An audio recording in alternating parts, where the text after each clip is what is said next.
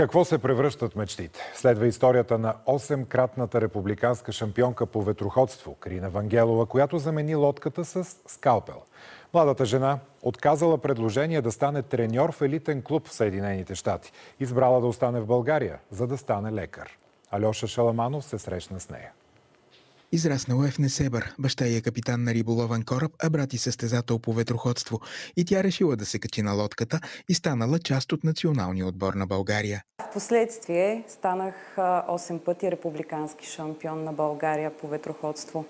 Завършва Националната спортна академия и е дипломиран треньор по ветроходство. Нямах физическите данни да продължа да се състезавам, тъй като с следващите класове ветрилата стават все по-големи. Посещавала с голям интерес часовете по анатомия в спортната академия. И ми беше много интересно как функционира тялото, как се случват всички процеси. И си казах, може би медицината е нещото, с което трябва да се занимавам. Била е доброволец в няколко столични болници по време на COVID-пандемията. От 3 години специализира акушерство и гинекология в майчин дом. Един ден бях в родилна зала и видях как се случва чудото. Това беше момента, в който разбрах, че искам да се занимавам с акушерство и гинекология, да посрещам живота.